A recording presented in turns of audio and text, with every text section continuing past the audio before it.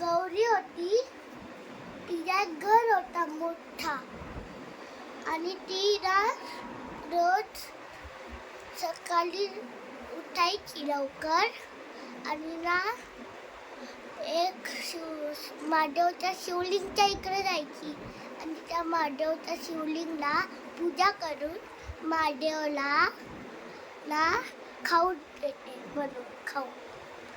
आणि ती रात्री झोपते आणि उठून बघते की ती एक बर्फाच्या पहाडीच्या इकडे आली आहे. मग ती महादेवला फोन करते, महादेवला ना मेसेज पाठवते फोननी आणि ते महादेव येतात.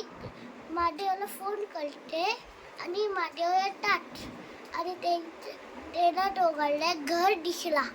ते त्या घरकडे जातात आणि त्या घरची चावी त्याला घरच्या बाजूला पडलेली दिसली.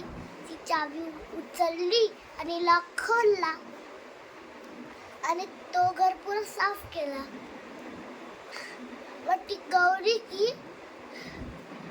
स्टोरी सगळीकडे पसरली, सगळ्यांच्या मोबाईलमध्ये आली आणि सगळे तिला बघायचे. मग सगळे शॉप खोलायचे गौरीचे. मला गौरी ते बनवायचे आणि ना काही लोक ना यायचे आणि गौरी सिलेक्ट करून जायचे. गौरीचा दिवस आल्यावर गौरी सिलेक्ट केलेली घेऊन जातात एक बॉक्समध्ये भरून आणि ते घरी आल्यावर जोडून टाकतात गौरीला. आणि गौरीला रोज प्रसाद, पेढा, भरपूर काय काय देतात.